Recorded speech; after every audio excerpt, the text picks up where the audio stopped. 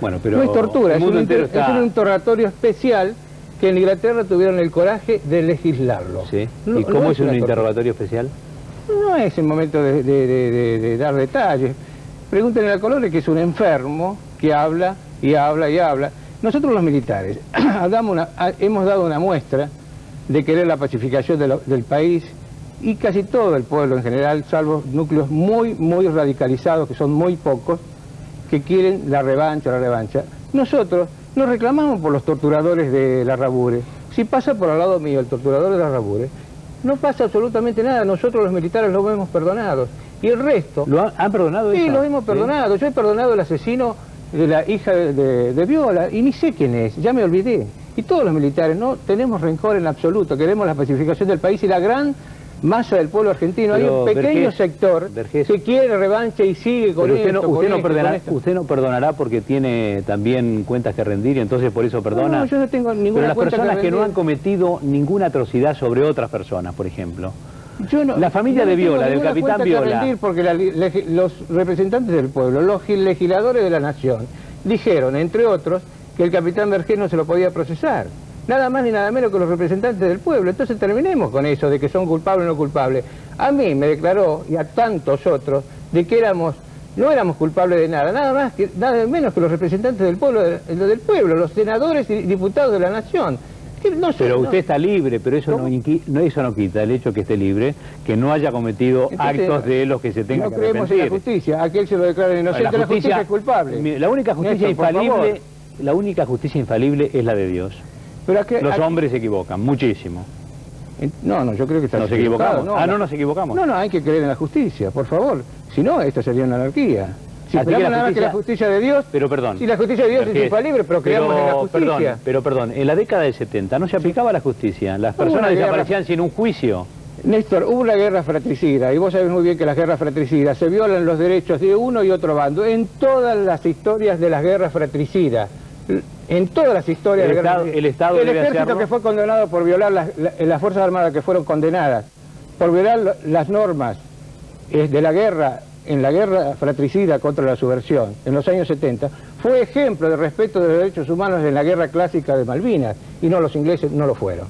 Fíjate qué diferencia. ¿O fueron distintos los hombres que combatieron la guerra contra la subversión a los que combatieron en Malvinas? ¿Por qué cambiaron de actitud? Porque fue una guerra fratricida, y en las guerras fratricidas se viola, como se violó en la Guerra Civil Española, en todas las guerras, como se violan los derechos humanos en la guerra que vive el Estado de Israel, o no se violan los derechos humanos. Van y le borran una casa. Pero es muy fácil justificarlo así, Vergés. Es muy fácil. ¿Quién condena a la Es muy fácil justificarlo así. ¿Cómo atacó al terrorismo Italia, Vergés? ¿Cómo? ¿Cómo atacó al terrorismo Italia? ¿Igual que en la Argentina? Sí, igual que acá. Eso es un grave error y falta de información e investigación. Yo he hablado, y fueron procesados por apremios legales, y estuvieron presos algunos que combatieron... ¿Cuántos desaparecidos hubo en Italia, Vergés? Perdón, te voy a decir algo, no hubo desaparecidos.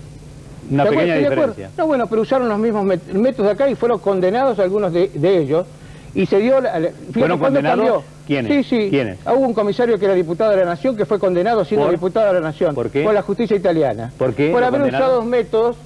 Bueno, que se los copiaron. Pequeña diferencia. No, pero los copiaron acá, actuaron de la misma manera. ¿Sabes cuándo empezaron a actuar de la misma manera? Cuando después que lo mataron a Aldo Moro, secuestraron al segundo jefe de la OTAN, un general americano, y por presión de Estados Unidos usaron los mismos métodos que acá. Y en Latinoamérica, la guerrilla que se regó desde Cuba, en todo el territorio latinoamericano, y hoy le rendimos pleitesía, y el expresidente Alfonsín desfiló con Castro por La Habana, aquel que se llevó, y lo dijo públicamente, el dinero robado a los BOR, se lo llevó a Cuba, estuvo depositado acá en la embajada, se saben muchas cosas. Está bien, estamos yendo lejos, pero te quiero decir, en toda Latinoamérica el señor Fidel Castro nos regó con guerrilla y fueron de la misma manera. No se puede justificar, no se debe justificar. Bueno, yo no voy a justificar la guerra civil española, pero punto y aparte, vamos a España. Pasó así. Vamos a España. Sí. ¿Usted va a ser convocado por la justicia española? ¿Usted está involucrado en esta investigación que hace la justicia española? Sí. ¿Usted va a ir? Voy a ir cuando juzguen a todo el grupo GAL, que lo comandó Felipe González. Y te voy a dar una cosa que yo creo que sí tiene que ser noticia a nivel mundial. Uno de los jefes del GAL, hace 8 meses, cuando pensaron que todavía Felipe González iba a seguir en el gobierno español, apoyado por la mafia de Juan Carlos Cataño, que viene siendo mafioso desde el año 75 acá en la Argentina, el Roldán tuvo guardado por Juan Carlos Cataño y Miguel Ángel Mejía. Déjame que te termine, porque es muy importante. Me gustaría aclarar algo por lo siguiente. La gente no tiene por qué acordarse de Roldán, no tiene por qué acordarse del GAL. Vamos a decir que Roldán era el jefe de la policía española y el GAL era un grupo fuera de la ley que atacaba a los etarras y que hizo... No, pero comandado por Felipe González. Un hombre del brazo derecho de Felipe González que se llama Paesa tomó contacto conmigo y se equivocó acá hace 8 meses antes que Felipe González fue derrotado en las urnas. Pretendieron armar un GAL latinoamericano para combatir la ETA. El GAL era como los grupos de tarea que había acá. No, pero mandados del gobierno. Y acá también. Y estrecha relación con Felipe González. Pero acá también. Y bueno, fue una guerra fratricida. ¿Va a ir a España o no va a ir a España? ¿Cómo? ¿Va a ir a España? Cuando combatan a los GAL y no sean hipócritas.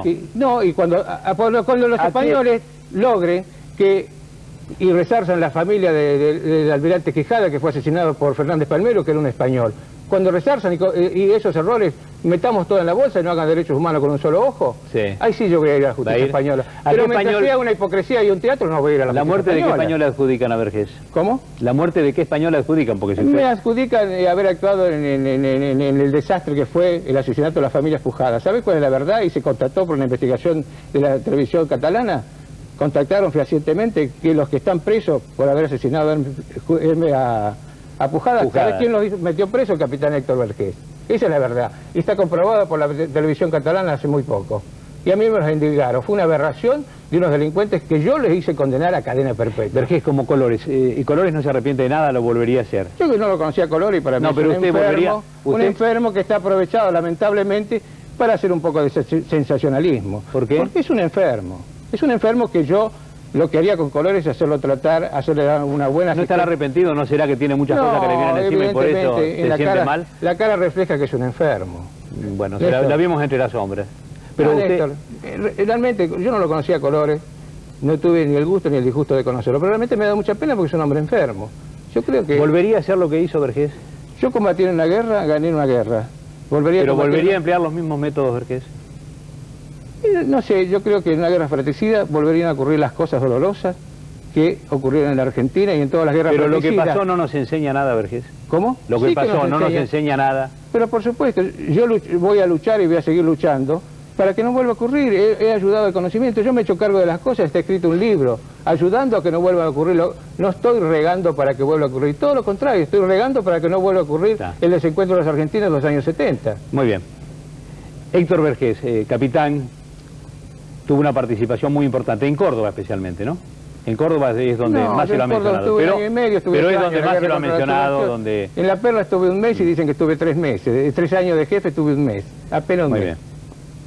Volvemos, esto es Investigación X. El tema, se dan cuenta ustedes, no es una cosa livianita, todo lo contrario. Trae las cosas del pasado, que son dolorosas, fuertes, pero no tenemos que olvidar. Ya volvemos. Exigen a la justicia de su país que encierre a los represores argentinos. Además, en estudios, el sargento Ibáñez, un represor arrepentido. El italiano también pidió juicio para los responsables de la desaparición de italianos en la República Argentina. Carmen de Constitución dice, es vomitivo escuchar a Vergés hablar. Susana de Florencio Varela, lo peor que pudo haber hecho el gobierno es dar el indulto a estos tipos. Jorge de Paternal, estoy de acuerdo con Colores. Si alguien pone una bomba no le vas a decir, por favor, no lo hagas más. No estoy para nada de acuerdo. ¿Para qué está la justicia? Era el Estado contra la subversión. Así que si uno son delincuentes, el Estado no puede ser delincuente. Julio Capital, darle cámara a torturadores me parece una vergüenza. Y hay muchos más, pero tenemos que ir a la segunda parte del informe. Primera de lo que hicimos en España. Un extracto, nada más. Aquí está. A 20 años del golpe de Estado, cuando el horror parecía olvidado, el recuerdo de aquella pesadilla y la sed de justicia regresan de la mano de los sobrevivientes. A 12.000 kilómetros de distancia de Buenos Aires, una justicia extranjera pide por sus desaparecidos. Los españoles quieren saber qué pasó con su gente. Fuimos hasta Europa para conocer los detalles de una herida que no cicatriza. Que después de 20 años era necesario hacer algo que no se ha venido haciendo en estos años. Es decir, lo que no parece razonable es que un país que 300 de sus ciudadanos han desaparecido no tenga nada que decir. Los españoles desaparecidos son 297. El juez Baltasar Garzón ha sido designado para correr el manto del olvido. Tendrá que escuchar historias estremecedoras, como la de los Labrador, una familia de inmigrantes españoles que creía haber encontrado en Rosario la felicidad. Un 13 de septiembre de 1976, la muerte azotó con inusual violencia sus vidas. No se asusten, que con ustedes no tenemos nada. Sabemos que son trabajadores y gente decente, con ustedes no tenemos nada. Pero venimos de matar a tu hijo, a Palmiro. Digo, Venimos de matar. Venimos de matar a tu hijo, Palmiro. Digo, ladrones, sinvergüenza, qué sé yo, les llamé, qué sé yo, el insulto que le haría yo. Y me dije, cállate vieja que te vamos a matar a ti también, cállate vieja que te vamos a matar. Me pegaban con esa frustra que ellos tienen. Entonces yo me hice una cosa y me taparon. Y yo que me asfixian, por favor, que me asfixian. A Esperanza Labrador, en pocos días le arrancaron a su marido y a 3 de sus hijos. Cuando ya se fueron, que se cansaron de robar y de maltratarnos, agarraron y se fueron. Y mi marido me dice, me voy ahora mismo donde Palmiro, porque estos hijos de puta, perdón la palabra, son capaces de ser verdad que lo han matado. Aunque hoy viva en Madrid junto a su hija Manuela, Esperanza nunca se rindió y sigue luchando. ¿Efectivamente lo perdonó a los que mataron a sus hijos y a su marido? No. ¿Y a Galtieri? ¿Lo perdona? No, yo que a Galtieri que lo cuelguen del árbol más alto que hay en Argentina. Porque ahora viene el juicio que inicia Sí. España, ¿no es cierto? También España. ¿Qué piensa usted? Sí. Hombre, ¿qué vamos a pensar? Que sufran, que vivan muchos años, pero sufriendo y oyendo los lamentos y los gritos y las torturas de esas personas que han torturado a mi marido, a mis hijos, a todos que oigan esas torturas, que vivan muchos años con eso. Carla tenía solo 9 meses cuando fue secuestrada junto a su madre. El asesino de sus padres, un ex agente de la CIDE, se quedó con la pequeña. Por años le hizo creer que era su padre. En 1985, su verdadera abuela, Matilde Artés, la encontró y la llevó a España, donde actualmente vive. Hoy, aquella niña tiene 20 años y es a su vez madre. Pues cuando la vi me quedé sorprendida y pregunté, evidentemente, como siempre, ¿no? Yo me pregunto a nadie. Y bueno, pues me dijeron que era una vieja bruja, que me buscaba para sacarme la sangre. A ella empezaron como más o menos a dejar más sentado que sí que era una persona que me estaba buscando a mí. Pero yo esto no lo digería hasta tiempo después, ¿no? de que algo podía pasar. Pero bueno, aparte de recibir una paliza tremenda por preguntar, pues ya no pregunté más, ¿no? De estos chicos, ya chicos y chicas, ya no podemos hablar de niños, ¿verdad? Siempre han sido el hilo conductor que ha llevado a saber qué fuerza intervino en la desaparición de nuestros hijos. Es así que buscando a Carlita, hoy Carla, indudablemente quedamos con la familia Rufo. Rufo era miembro, o no sé si seguirá haciéndolo, del CIDE, del Servicio de Inteligencia del Estado. A su vez era el aval de Automotores Orletti, este centro clandestino del barrio de Florista. Y bueno, eso nos permitió seguir la pista. Ni Carla, ni su abuela Sacha, ni Esperanza o su hija Manuela piensan volver a vivir en Argentina. Solo esperan que la justicia española repare parte del dolor que las acompaña constantemente. Nos han marcado a fuego, estamos marcados a fuego. Yo no he podido criar a mis hijas con alegría, con nada, no le he podido dar a mi hija esa alegría. Es ahora mismo y yo no me puedo reír, no tengo ambición, mi esposo lo mismo. Entonces esas cosas no se pueden perdonar. Yo la verdad que tampoco viviría en un país en el que me podía cruzar con un asesino, lo tengo muy claro, porque antes no sé qué haría, no sé qué haría. Si yo me cruzara con el señor Rufo por la calle, desde luego que no creo que le sonriera y pasara adelante. Gente que se vio obligada a irse del país porque habían desaparecido algunos familiares. En el caso de la familia Labrador, el padre y los 2 hijos. Además perdieron todo lo que tenían porque se lo destrozaron. Una fábrica de calzados y de carteras en la ciudad de Rosario. Muchos casos de estos hemos visto. De gente que se fue y que es imposible que vuelva. Acá tenían sus raíces, tenían absolutamente todo. Pero en esa época se tuvieron que ir con lo opuesto, absolutamente sin nada. Con el terror encima y además la angustia de no saber qué había pasado con sus seres queridos. Muchas de estas personas quizás estuvieron en uno de los campos de concentración. Uno estaba en Campo de Mayo. Y uno de los guardias era el cabo Víctor Ibáñez, que está aquí. Buenas noches. ¿Qué le parecen estos testimonios, Ibáñez? Estoy acostumbrado. ¿Está acostumbrado? Pero esto no lo sigue conmoviendo a pesar del tiempo que ha transcurrido. Por supuesto. Por supuesto que me sigue conmoviendo. Me va a conmover hasta el final de mis días. Pero estoy acostumbrado en el sentido de que es una cosa que en mi interior que permanentemente lo siento. Además, quiero decirle que no me considero un represor. Yo me considero una víctima de la circunstancia del momento. Esto no estaba en mis planes. Yo no me preparé como esto. Quizás el señor Vergés sí se hubiese preparado para esto. En la escuela Lemos no me enseñaron a ser represor. Me obligaron a ir, me obligaron a participar, y yo no me considero un represor. No he matado ni he torturado a nadie. Solamente me pongo en primera persona, por ahora porque no quiero dar nombres de criminales, que muchos están ocupando hoy puestos políticos, y torturadores que tienen asumido jefaturas dentro de unidades del ejército, y van a llegar a general. Yo no me considero un represor. Usted fue de las personas, el único me parece que dijo lo que ocurría con quienes estaban detenidos en Campo de Mayo, que eran arrojados al río. Sí, dije muy poquito, aparte. Permítame un segundo, por favor, porque tenemos un llamado a un señor Gustavo, que dice así el mensaje, por eso lo llamamos. Soy militar y durante el proceso todos me decían que había que matar a los subversivos. Gustavo, buenas noches. Buenas noches, señor Ibarra, ¿cómo le va? Bien, no entiendo cómo sigue el mensaje. Mire, discúlpeme, Sí. ¿cierto? Yo durante el proceso, yo era estudiante en el colegio militar, ¿no es cierto? Era cadete. Yo era cadete, le quiero dejar constancia, yo no participé en la lucha contra la subversión, ya que yo me recibí en el año 78 y fui destinado a un regimiento en el sur, en donde no se combatía en ese momento con la subversión. Sin embargo, le voy a decir que, lógicamente, uno tiene contacto con la sociedad, tiene amigos, tiene parientes.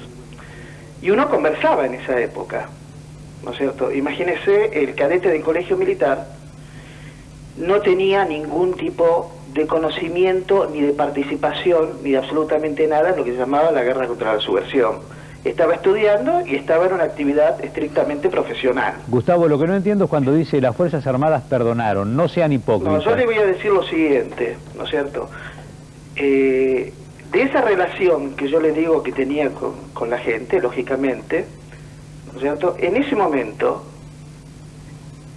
amigos, parientes, gente conocida en reuniones, lo que le expresaban era la intención que las Fuerzas Armadas fueran represoras contra esa subversión que había, ¿no es cierto? Era un sentimiento en ese momento. De cualquier manera, Gustavo. Justicia, porque usted no se olvide que los jueces no hacían justicia, y muchas veces, le voy a decir, incluso el sentimiento que yo tengo, que hasta tenía miedo de hacer justicia contra los subversivos. Hoy, pasados muchos años, mucha gente de esa misma que en ese momento a mí me decía, ¿no es cierto?, y que demostraba su afinidad hacia la represión de la subversión, esa misma gente se hace los desentendidos y son garantía de derechos humanos y critican lo que había sucedido. Yo le voy a dejar bien clara la postura, ¿no es cierto? Si existieron hechos ilícitos, deben ser juzgados, y el que lo hizo es un delincuente. Pero la gran masa del ejército y la gran masa de las Fuerzas Armadas son gente honesta, son gente que hace las cosas como corresponde, son gente recta, y es más, le voy a decir, ¿no es cierto?, son gente muy sana y demasiado sana, y yo creo que de tan sana muchas veces han sido engañados por gente que realmente quería el poder, ¿no es cierto?, y utilizaron a las Fuerzas Armadas para llegar a ese poder. Bien, Gustavo, tengo que interrumpirlo porque usted no estaba previsto y los tiempos nos corren. Y le voy a aclarar una cosa, yo no digo mi apellido, Sí. no porque lo quiera esconder en nada que se parezca, tengo parientes que son militares. ¿Usted está en actividades militar? Yo estoy retirado en este momento, yo estudié ingeniería, soy ingeniero y trabajo en el medio civil. Muy bien. Creo que lo que tienen que hacer las Fuerzas Armadas, y creo que los militares, es relacionarse, interrelacionarse con el medio civil y hacerse conocer. ¿no es cierto? Muy bien, Gustavo, muchas gracias. No, al contrario. Adiós. Ibáñez, ¿qué le parece a usted lo que hace la justicia española, que quiere volver al pasado e investigar lo que ha ocurrido? ¿Usted se presentaría como testigo? ¿Conoció españoles en el campo de concentración de Campo de Mayo? Con respecto a eso es muy vagos me conocí. Hubo españoles, sí, a fines del año 77. Hubo españoles, pero vagamente en el sentido que no puedo precisar los apellidos. Pero sí hubo mujeres españolas y hombres españoles. Sí. Principalmente a fines del 77, responsable era el general Rivero, el segundo comandante me parece que era el general Viñones, creo, y el responsable principal para mí el coronel Bert Plassen, jefe del Departamento 2 de Inteligencia. A ellos hay que investigarlo y ellos... ¿Qué pasó con esa gente, con esos españoles? Y con las otras personas que estaban ahí, ¿no? Esa gente, creo que a mí me echaron del campo, me echaron porque busqué la forma de que me echen, me peleé con los interrogadores, entonces fui expulsado del campo. Y esa gente, yo tenía contacto con mis compañeros que quedaron en el campo. Cuando viene el general Bussi de Tucumán, cuando termina su gobernación, él fue el encargado de aplastar ese último remanente de prisioneros que quedaban ahí, secuestrados para mí, no prisioneros. ¿Aplastar cómo? Aplastar el hormiguero. La orden la había recibido del general Rivero. Terminar con ese foco, con el último, ya se levantaba al campo, venía Derechos Humanos, que después llegó. ¿Qué hicieron con ellos? Y ellos fueron trasladados como todos. Trasladados, pero eso es un eufemismo. ¿Qué era ser trasladado? Fueron arrojados desde un avión también. Al océano. Se me ocurre que al océano. Y ahí ya terminó el campito, terminó de funcionar. Yo ya no estaba. Gracias, Ibáñez. No hay por qué, Iván. Víctor Ibáñez, no, quédese. Era cabo y es una de las pocas personas que ha hablado de las cosas que él vio. Seguimos en Investigación X. La justicia española quiere saber qué ocurrió con los ciudadanos de ese país en la Argentina en la década del 70, con los desaparecidos, con los muertos.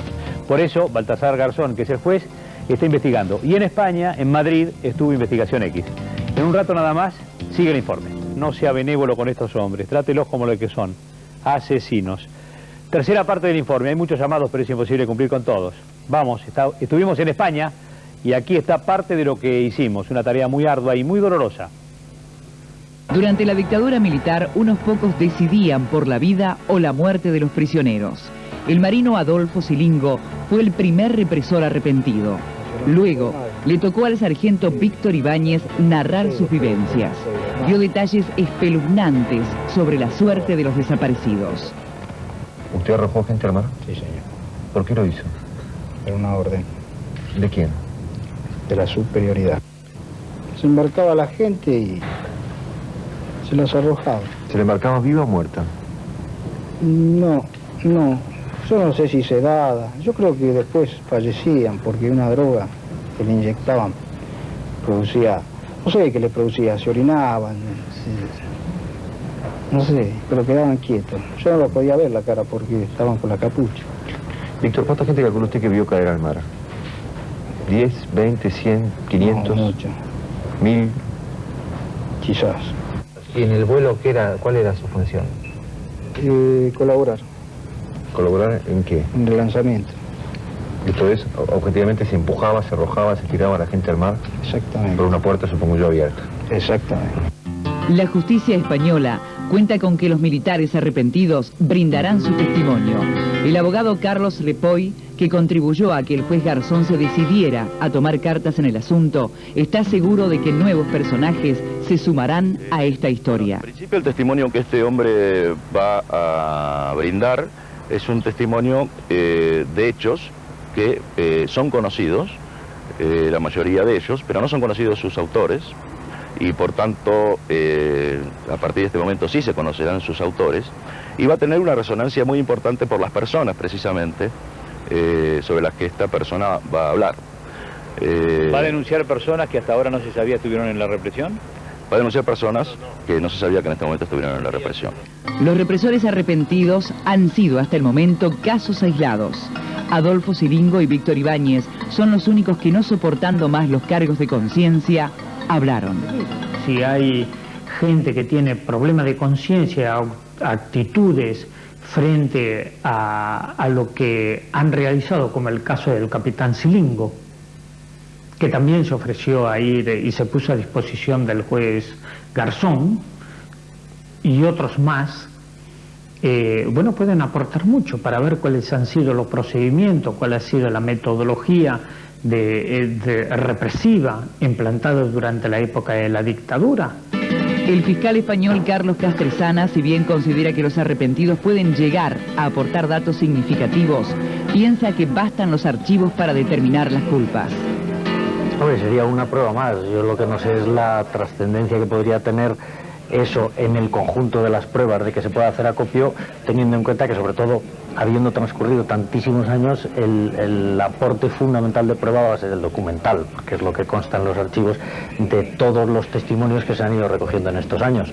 Por las calles de Madrid, los transeúntes que entrevistamos muestran interés por saber qué pasó con los 297 españoles desaparecidos en Argentina. España. Pues a mí me gustaría que aparecieran todos, a ver todos los muertos, ¿por qué les mataron? A ver, ¿por qué?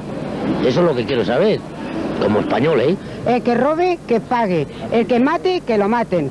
Y justicia en el mundo entero. Por lo menos que le conste que están vivos, cómo han muerto y por lo menos por qué.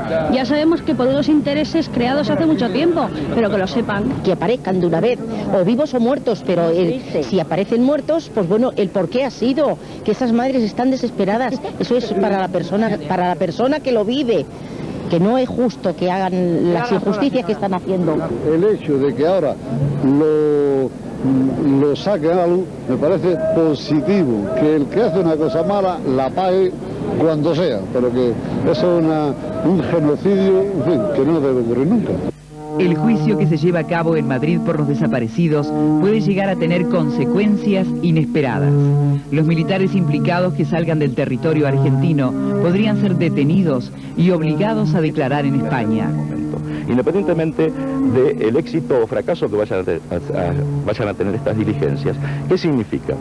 De que si algún militar en este momento es encontrado fuera de Argentina y alguien comunica al juzgado de que está uno de estos imputados está fuera de Argentina, el juez podría ordenar que se lo detenga para llamarlo a declarar. Por tanto, ya en este mismo momento tienen limitada por lo menos su libertad de movimientos. Mucho más lo será cuando el juez efectivamente, y esperamos que así lo haga y pensamos que así lo va a hacer, cuando el juez efectivamente dicte una orden de detención internacional a través de Interpol para que sean llamados a declarar. Caso parecido al de Astiz, ¿no es cierto? Marcela Silingo está con nosotros, es la esposa de Adolfo Silingo, fue el primer militar marino que reconoció lo que pasaba con las personas desaparecidas, que los arrojaban desde los aviones. Señora, ¿su marido iría a España a testificar? Sí, por supuesto, y él es voluntario, hizo una presentación en la Embajada de España. Ahora está preso. Ahora está preso. Está imposibilitado de ir. Pero en cuanto quede en libertad, ¿lo haría? Sí, por supuesto. Él mediante carta se puso en contacto con el juez Baltasar Garzón. ¿La podemos llevar 20 años atrás? Sí. ¿Sí? ¿Usted sabía lo que hacía su marido? No. No sabía, no solo no sabía, sino que durante muchísimos años todo lo que yo leía de las barbaridades que hacía la subversión, bueno, todo era propaganda de la izquierda, o todo lo que, o lo que hacían los militares, ¿no? Todo los errores, digamos, eran propaganda de izquierda. ¿Le parecía que era una cosa inexistente, falsa? Claro, no se quería ver la realidad. ¿Y cuándo se dio cuenta? ¿Cuándo le dijo a su marido? ¿Nunca le comentó nada? Sí, me lo dijo después de 7 años casi, lo de los vuelos. Y de a poco, tampoco me lo dijo todo, todo junto. ¿Qué impresión tuvo usted? Había pasado mucho tiempo. Yo creo que hubiese sido totalmente diferente si me lo hubiese dicho en el momento. Había pasado mucho tiempo y le repito, yo estuve muchos años viviendo dentro de un ambiente militar y todavía en esa época pensaba que lo malo era propaganda de la izquierda, que lo que habían hecho los militares era necesario, que estaba todo bien, ¿Pero usted aceptaba la tortura, la desaparición como una cosa bien hecha o no? Eso ni lo pensaba. No, pero es que tenía dudas, porque incluso yo debo ser de las pocas mujeres que hablaba del tema y no se quería hablar, no se quería saber la realidad. Pienso que todavía ocurre eso. ¿Tenemos la posibilidad de conversar 2 palabras con Antonio? Sí, señor. Diga, señor Antonio. El capitán Vergés. Sí. Pregunté, ¿está ahí el capitán? ¿O se retiró? Creo que está. Pregúntele si es pampeano. ¿Es pampeano, Vergés? ¿Es pampeano usted? Sí, dice sí. Bueno, a él le decían el Hitler pampeano. ¿Quién le decía? Los compañeros de armas. Escúchenme una cosa. Este señor fue durante más de 3 años jefe del Servicio de Inteligencia en Córdoba. Por ejemplo, el Servicio de Inteligencia de Zurda. Y su puesto lo empleaba para extorsionar económicamente a las familias de ascendencia judías. Este señor era vicepresidente de Provencor, Sociedad Anónima. Estaba camuflado en un puesto ahí en Provencor. Pero Antonio, discúlpeme. Sí. ¿Cómo le consta esto? ¿Cómo? Si yo he vivido y he estado preso bajo este señor, que venía todos los días a La Perla personalmente, y como era tanta la gente que se torturaba y él no le daba físicamente el tiempo, él torturaba a los que eran de ascendencia judía, los torturaba a él. ¿Le pasó eso? ¿Usted es de ascendencia judía? No, señor, pero mi compañero de celda era de ascendencia judía y se regodeaba todos los días torturando a judíos o haciéndole firmar cheques que después no podían levantar y se quedaba con el patrimonio de ellos. Tanto es así que el señor regenteaba una casa que se llamaba La Bolsa del Mueble en la calle Humberto Primo, que se vendía todo lo que se robaba. Es el responsable de la muerte de la familia Pujals, de los 9 estudiantes que no eran subversivos de Barrio Jardín. Y se supone, y lo contó él muchas veces, que él fue el responsable del operativo de la muerte de Monseñor Agnelli. ¿De la muerte de Monseñor Agnelli? Sí, señor, el que dirigió logísticamente el operativo. Vergés, ¿usted quiere decir algo? Bueno, le voy a resumir. Pujals se equivoca porque Pujals es uno de los fundadores del ERP, muerto en San Nicolás. No, la familia en Córdoba que fue masacrada. Bueno, le corrijo, Pujadas, eso mismo. Los asesinaron, los asesinos los hizo condenar a prisión perpetua el capitán Héctor Pedro Vergés. Le corrijo, yo fui presidente de Condecor, no de Provencor. No, después de Condecor. No, la que usted... Colón 66, Condecor. Déjeme hablar, usted ya habló y mintió bastante. La que usted llevó a la ruina con otros coroneles. No, un momento. Crédito financiero. Que ellos sacaban la plata de ahí como querían ustedes. Espere, le voy a decir algo. Condecor se vendió... Hay funcionarios de altísimo nivel de hoy que fueron... Mire, el diputado nacional José Caferata Nore fue mi brazo derecho, hoy es diputado nacional. Y hay otros funcionarios de primer... Déjeme hablar, después hable usted. ¿Tu brazo en la tortura o en dónde? Déjeme hablar. Condecor, yo fui vicepresidente de Condecor después que me había retirado y se vendió con nada de gestión y mora, lo compró el grupo Víctor Martínez y lo vació en 2 años y fueron procesados. Pero me interesaría que no hablemos del tema, Vergés, del tema... Hablemos de la época de la represión. El señor dice que estuvo detenido en La Perla y que fue torturado. ¿A usted lo torturó Vergés? Sí, señor. Falso, yo no lo conozco y en La Perla no había celdas. En La Perla yo estuve nada más que 1 mes y él dice que fui jefe 3 años. Está diciendo disparates. No, señor, no hay ningún disparate, señor. Usted fue el jefe y se iba acompañado a veces con un señor que es abogado que se llama Ronald Troncoso. Ronald Troncoso sí estuvo prófugo durante todo el proceso. No, señor. Prófugo en su casa estuvo. ¿Cómo? Prófugo en su casa. Muy bien. No, estuvo prófugo toda la vida. No. Antonio, sí. Listo, ya creo que ha dicho lo que tenía que decir. Sí, señor. Para eso llamó. Y Vergés tuvo la oportunidad de... Era retirado cuando fue jefe del Servicio de Inteligencia, que hacía las operaciones de Zurda. Era retirado ya. Bien. Quiero decir, Héctor, Le voy a decir algo al señor. Le ruego que me pague la hipoteca de mi casa actual que no la puedo levantar. Nunca tuve dinero en mi vida. Y actualmente pueden investigarme, no van a encontrar nunca una propiedad a mi nombre porque nunca la tuve. Y ni mi auto está a mi nombre porque no es mío. Vamos a hacer una pausa. Esto es Investigación X. La justicia española está investigando lo que pasó con los españoles desaparecidos aquí. Y el tema tiene muchas ramificaciones. Ya volvemos.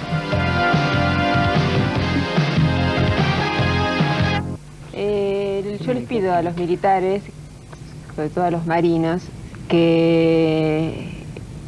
a los cuales en la escuela naval les han enseñado a no mentir y a hacerse cargo de sus actos, y supongo que a no ser cobardes, que por favor hablen, que tengan memoria, que la mayoría ya tienen más de 45 años, no sé, salvo que los años le hayan hecho perder la memoria, eso es lo que parece. Y que digan lo que pasó. Y que digan lo que pasó. Y lo que saben. Gracias. Laura Bonaparte, madre de Plaza de Mayo. Alba Lanchiloto, abuela de Plaza de Mayo. Carmen Lapacó, abuela de Plaza de Mayo. Madre de Plaza de Mayo, perdón. Línea fundadora. Falta una con el micrófono. Escuchamos. Sí, yo fundé una familia judía y tengo 7 desaparecidos. Cuando lo escuché a Berger tenía ganas de vomitar y prefería retirarme porque también tenía ganas de agredirlo. Y yo no quiero parecerme a él. Yo no quiero que me hagan surgir la violencia que de pronto escuchar el cinismo con que habla este señor, este no soy inhumano. Y adelante, por respeto a usted, no he hecho lo que le hice a Isabel Perón cuando la encontré a ella una vez. Yo quería mostrarle el apoyo español de las madres. No encontré los papeles de... Aquí hay cosas... 3 días antes de llegar yo a España, el gobierno español había cerrado la causa de los españoles desaparecidos en la Argentina. Y después de una gira muy importante que hice con Amnistía Internacional de Madrid, nos encontramos con la sorpresa que el Parlamento español había resuelto junto con los parlamentos de los pueblos, digamos, sí, del pueblo vasco, del sur y de las autonomías. Sí, de las autonomías. Había resuelto reabrir abrir la la causa. causa. Fue para Línea Fundadora fue algo así como el premio mayor que pudimos haber esperado, ¿no? ¿Y para abuela? Bueno, nosotros queremos que se haga justicia en los otros países, ya que en la nuestro las leyes de punto final y obediencia debida han dejado sin el juicio, sin terminar el juicio, ¿verdad? Y el indulto ha liberado a los que ya estaban juzgados.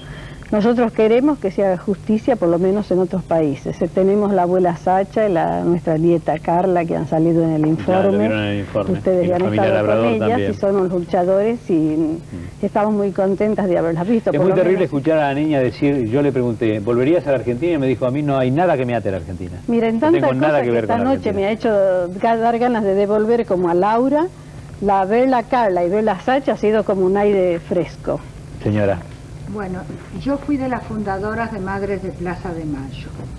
Cuando salimos a la calle, lo hicimos porque nos habían sacado lo interno, algo, las entrañas. Yo estuve desaparecida justo con mi hija en el lugar llamado Club Atlético. Uno de los que fue a mi casa fue Colores con una peluca de mujer, que después uno lo reconoció. Además estaba el turco Julián, que era el que nos torturaba y nos pegaba.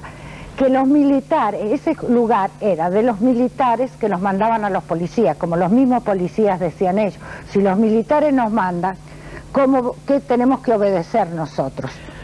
Así que esos son los que se quieren hacer el santo, como el señor Vergés y los otros. Señoras, disculpen, estamos llegando al final del programa. Sí, nos han dado muy poco tiempo. Sí, pero...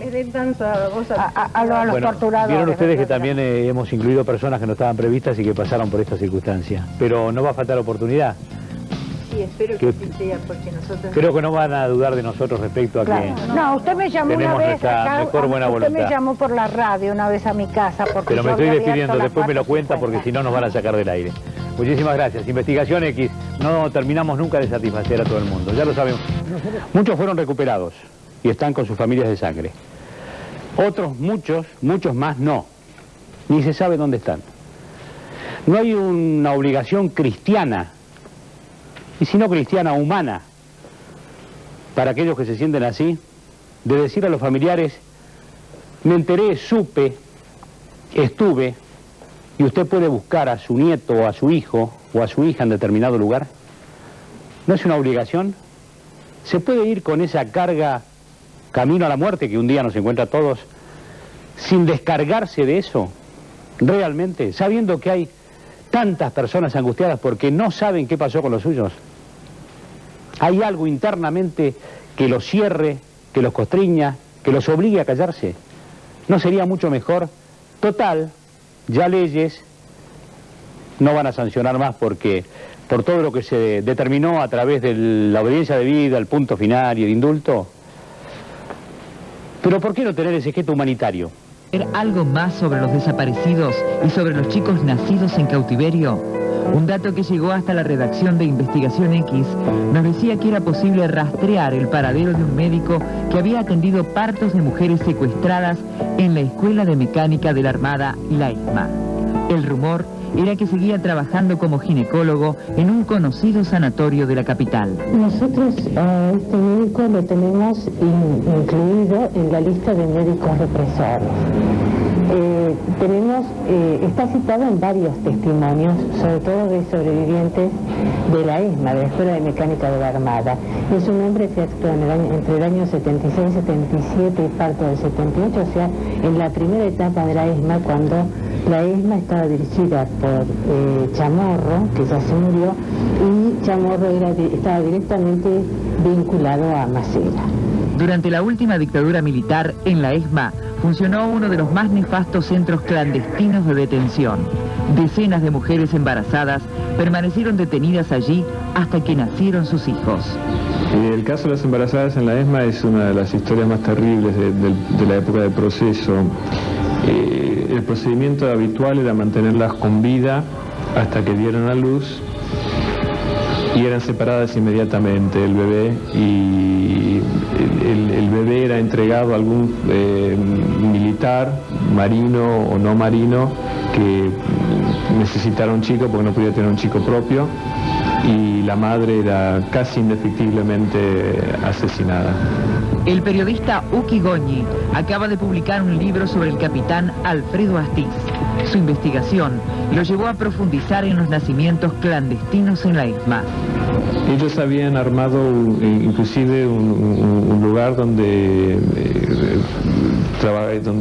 daban a luz las madres allí, y el jefe de la ESMA, el contraalmirante Chamorro, se vanagloriaba que este era el Sardá de la ESMA, es el nombre de una clínica para madres. En la ESMA no solo nacían los bebés de las secuestradas y desaparecidas por la Marina, sino también por las otras fuerzas, es decir, venían de otros campos de concentración para tener sus bebés. El dato que llegó a nuestra redacción apuntaba a un médico de apellido Mañasco, denunciado ante las Naciones Unidas en 1982 por las sobrevivientes de la ESMA Sara Diosatinsky y Ana María Martín. Un miércoles, entre el 13 y el 19 de noviembre de 1978, Patricia Roisenblit de Pérez Rojo dio a luz en la enfermería de la ESMA, situada en el subsuelo del casino de suboficiales, un niño de sexo masculino, que según el ginecólogo que la asistió, el doctor Mañasco del Hospital Naval de Buenos Aires, pesaría 3,5 kilos. El parto fue normal y Patricia pidió que le pusieran sobre su pecho a su hijo antes que le cortaran el cordón umbilical, cosa que le fue concedida por el doctor Mañasco.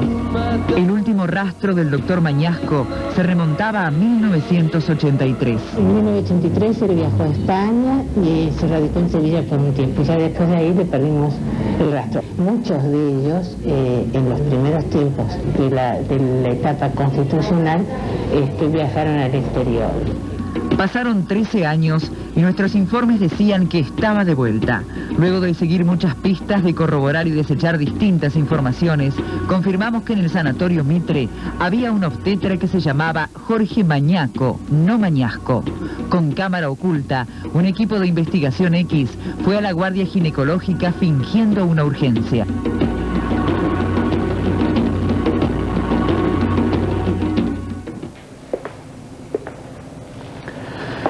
Esto sigue y no termina acá. Es la primera parte del informe.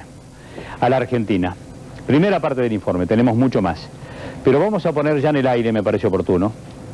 Mientras ustedes recuerdan que el teléfono nuestro es 535. Si lo conocí en la escuela mecánica. ¿Qué funciones tenía? Era uno de los médicos que atendía a los detenidos y fundamentalmente a las embarazadas, o sea, a las parturientas. ¿De qué manera? Bueno, que yo sepa, nunca estuve en un parto, pero era el ginecólogo de las embarazadas.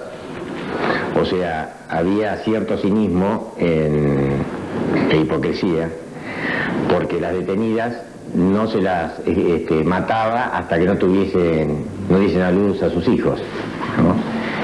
Y la mayoría de los hijos no eran devueltos a su familia, sino que estábamos convencidos, porque yo no puedo ser tampoco lavarme las manos, de que era mejor que fuesen a otras familias para que no se contaminaran con las ideas de las familias de los desaparecidos, ahora son desaparecidos, ¿no? Y la solución era entonces que diesen a luz y entregar a esos chicos a manos de otras familias. Personalmente conozco dos casos, uno el de una chica Vázquez Ocampo, que tuvo un varón en el mes de enero, y otra de Cecilia Viña, que también dio a luz un varón a fines de septiembre o principios de octubre. Este chico está en poder del capitán Vildosa, que ahora está prófugo y está viviendo en las afueras de Londres. ¿El doctor Mañaco tenía algún tipo de trabajo ligado a las torturas? Digamos que supervisaba cuando se realizaba los interrogatorios, siempre había un médico que ponía el límite, ¿no? Yo no lo vi participar directamente en torturas, pero estaba muy ligado a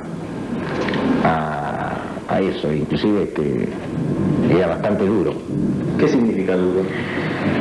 Era duro, o sea, había muchos médicos que la tarea, pese a ser médicos militares, no les interesaba el tema, o sea, no querían participar, no les gustaba. O sea, yo no digo que a Mañaco le gustaría, pero de todas maneras no expresaba disconformidad, ¿no? Era un duro, el médico Mañaco. Hay un juramento que hacen los médicos, ¿no? Cuando se reciben, que tiene que ver con la protección de la vida y la lucha por la vida. Ahora, ¿cuánta omnipotencia y cuánta enfermedad? Resolvían sobre el destino de las personas, de los padres o de las madres, morían la mayoría, y también sobre la vida de los bebés. Resolvían dónde iban a ir, que les iban a sacar la identidad, que no podían estar con la familia de sangre, resolvían todo. 535-2020-20. Estuvimos por primera vez frente a frente con quien suponíamos buscábamos hacía semanas.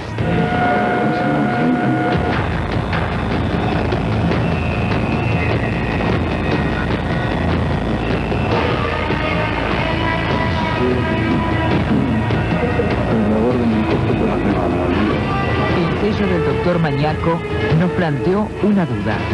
Buscábamos a un Jorge y encontramos un Luis. Pero la investigación había avanzado. Ya teníamos su imagen. Convocamos a nuestras oficinas de producción a varios sobrevivientes de la ESMA para confirmar que el Mañaco del sanatorio Mitre era el mismo que atendía los partos de las detenidas desaparecidas. Paralelamente, enviamos la imagen vía internet a sobrevivientes radicados en el exterior. Nadie podía afirmar con certeza que se trataba del mismo hombre. Finalmente, Miriam Lewin de García, que estuvo secuestrada en la ESMA entre el 77 y el 78, lo reconoció. Ella aseguró que fue él quien atendió en la ESMA el parto de su amiga Patricia Roisenblit, quien dio a luz a Rodolfo. Hoy, ambos siguen desaparecidos. Para no quedarnos con una sola opinión, enviamos una foto al marino arrepentido Adolfo Silingo, a la unidad número 9 de La Plata, donde se encuentra detenido. Silingo también confirmó haber visto a Mañaco en la ESMA. La aparición del doctor Mañaco en una causa judicial de 1983 despejó todas nuestras dudas. Jorge Luis Mañaco era nuestro hombre y aún mantiene su estado militar. Mañaco Jorge Luis, matrícula 30.357, DNI 4.383.363, fecha de matriculación 1/4/1966, nacionalidad argentino, título médico expedido por UBA, cédula 4.771.991, fecha de nacimiento 18/12/1941. Jorge Luis Mañaco hoy cumple 55 años. Para completar nuestra investigación, nos faltaba hablar con él, esta vez sin cámara oculta. Hicimos guardia en el Hospital Naval donde trabaja haciendo ecografías, pero fue imposible encontrarlo. Teníamos dos direcciones, Suipacha 1031 y Paraguay 934, pero ya no vivía ahí. La investigación periodística finalmente dio resultado. Averiguamos su domicilio actual y lo esperamos. Sí, buenas tardes. ¿Se encontraría el doctor Mañaco? No, está. ¿Quién es? Ah, ¿tiene idea de a qué hora lo podemos encontrar? Sí, a las 8:30 más o menos. Bueno, queríamos hablar con usted un segundo, ¿puede ser? Mire, nosotros tenemos una denuncia de abuelas de Plaza de Mayo con algunos expedientes que hemos podido acceder, que lo mencionan a usted como que estuvo en la ESMA teniendo partos. Bueno, queríamos conversar con usted para chequear esa información y ver si era posible tener una entrevista o qué. ¿Sabe una cosa? Yo dependo de la Armada. Cualquier cosa que tenga que preguntarse para la Armada. ¿Se lo tenemos que preguntar directamente a la Armada? ¿Y usted niega esa información que puede...? Simplemente que para hacer algún tipo de operación o algo, tiene que hacer. Yo estoy dependiendo de la Armada. Porque, digamos, lo que ellas plantean es que usted puede tener información de algunos chicos apropiados que nacieron en la ESMA. Precisamente, todo lo que se refiere a eso hay que hacerlo. Perfecto, usted no va a hacer declaraciones.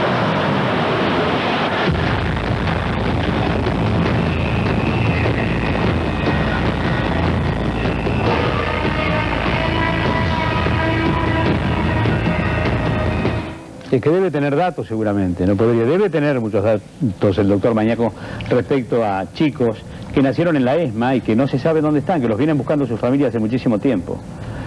Vamos a escuchar otra vez parte de esta nota que le hicimos a Adolfo Silingo, que está preso en la ciudad de La Plata, sobre este tema. ¿Él sabía cuál era el destino de las parturientas que atendía?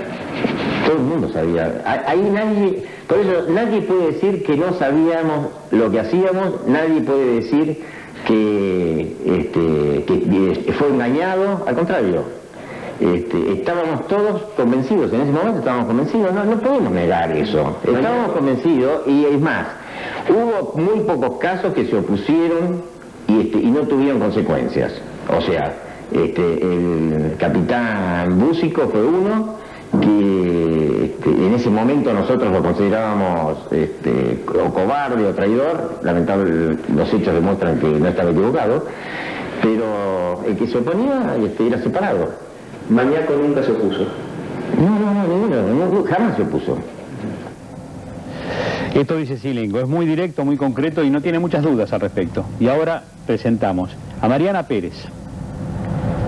Su mamá fue atendida por el doctor Mañaco en la ESMA. Ella y el hermano de Mariana, la mamá de Mariana y el hermano, están desaparecidos. La señora Rosa Roisenblit, su hija era Patricia, la mamá de Mariana, fue atendida por Mañaco, que está buscando a su nieto. Y Estela de Carlotto, la señora presidenta de las Abuelas de Plaza de Mayo. Mariana, ¿cómo se iba a llamar tu hermano? Mi hermano se iba a llamar Rodolfo, que era un nombre que mis papás habían elegido también para mí, porque esperaban un varón. Y bueno, es el nombre que sé que por testimonios le puso a mi mamá en la ESMA. ¿Y cuántos años tiene tu hermano ahora? Mi hermano ahora tiene 18 años. ¿Nunca han tenido ninguna referencia a dónde puede estar tu hermano? No, nunca. ¿Lo estás buscando? Muchísimo. ¿Se llamará Rodolfo? No creo. Para mí es Rodolfo. Para vos es Rodolfo. Rosa, está con la foto de Patricia. Sí. Bueno, mi hija desapareció en el año 78, en octubre, ya estaba embarazada de 8 meses. Y por información que tuve de algunas personas que fueron liberadas de la ESMA, sé que ella fue llevada a la ESMA al solo efecto de tener su hijo, porque ella estaba en otro campo.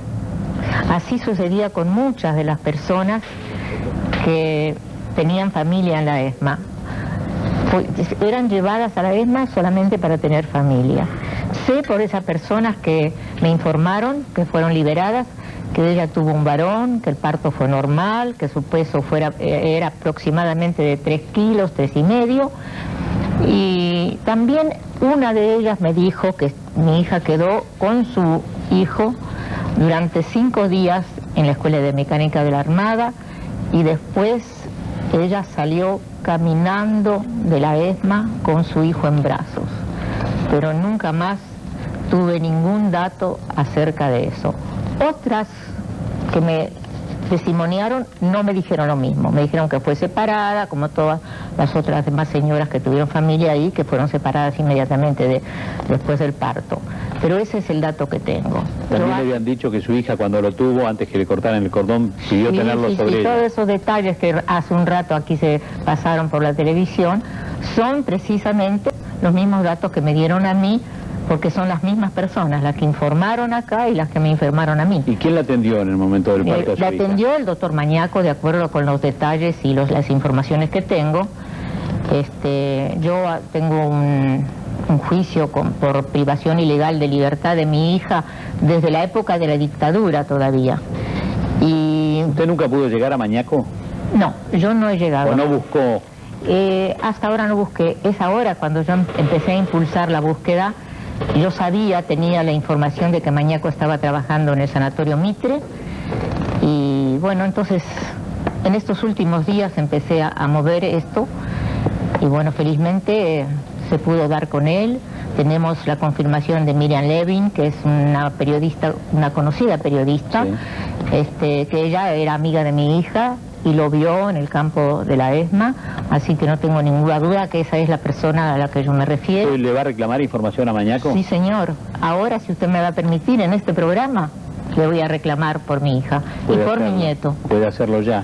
Sí, entonces, doctor Mañaco, si es verdad que usted atendió el parto de mi hija, como todos lo dicen, por favor, quiero saber si cuando usted dio la partida de nacimiento, ¿lo hizo a nombre de mi hija como madre del niño o lo hizo a nombre de otra persona? Y si lo hizo a nombre de otra persona, el certificado, por favor, doctor Mañaco, dígame a nombre de quién está la partida de nacimiento de mi nieto. Yo lo estoy buscando desde el primer día que nació, o desde el primer día que desapareció mi hija. Hace 18 años que estoy en Abuelas de Plaza de Mayo y estoy buscando todos los nietos, pero especialmente busco a mi nieto, por supuesto. Como Estela de Carlotto. Exactamente. ¿Cuántos chicos hay todavía desaparecidos que pudieron haber nacido en la ESMA? Nosotros tenemos una lista que quizá está incompleta, de 18 chicos, o sea, jóvenes que fueron asistidas por este equipo de médicos, eran varios, enfermeros incluso, en este lugar donde se la llamó irónicamente la maternidad Sardá, porque es el nombre de una maternidad muy conocida en la ciudad de Buenos Aires. En este lugar había listas de marinos cuyas mujeres no tenían descendencia y que se quedaban con los chiquitos que nacían ahí. 18 casos dados por las sobrevivientes. 3 sobrevivientes hicieron un testimonio en el año 79 en París, y ellas, bueno, el nombre quizá de todas no lo sabían, nos dijeron el apodo, bebé. Nosotros seguimos investigando durante estos años, sabemos la identidad cierta de esas embarazadas, y bueno, estamos buscando los chiquitos. 2 chiquitos de estos nacidos ahí están con su familia, pero por una circunstancia inexplicable, porque la metodología era justamente la de quedarse con los chicos, la que dijo Scilingo, ¿no? Lo dijo muy claro. Y después el destino de la madre incierto. 2 chiquitos, el de Guarabillo y el chiquito de Rosenfeld, que fueron encontrados, uno por la abuela a los 6 meses de nacido. La mamá, en la ESMA, le había perforado con una aguja caliente la orejita, para que cuando ese niño saliera de ahí y se encontrara con quien sea, tuviera una seña para ser identificado. Ahora tenemos la sangre, el banco, claro, ya ha progresado todo. El otro, y este Guarabillo lo devolvió la doctora Servini de Cubría, allá en el año 78. Y el otro lo llevaron personas particulares hasta Mar del Plata y se lo dejaron a la mamá de la desaparecida, sí, Patricia Mancuso, con una cartita de la chica diciendo que estaba bien, que la trataban bien, que pronto iban a estar todos juntos. Bueno, la mamá jamás volvió y el niño felizmente está con la abuela. Mariana, vos le querés decir algo también al doctor Mañaco, que debe estar viendo el programa. Sí, pero lo escribí para no olvidarme absolutamente nada de todo lo que estos años quise decirle. Doctor, he pasado media vida tratando de imaginar cómo sería el hombre que atendió el parto de mi mamá en la ESMA. ¿Cómo serían esas manos que cortaron el cordón umbilical de mi único hermano? ¿Cómo sería el rostro de aquel que tuvo el cinismo de decirle a mi mamá, detenida desaparecida, que se había portado muy bien durante el alumbramiento de su hijo en un campo de concentración? Doctor, hoy ya no tengo que imaginarlo.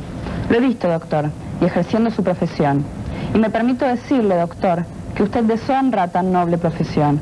Usted hizo un juramento en defensa de la vida y lo rompió, porque se dedicó a robar vidas.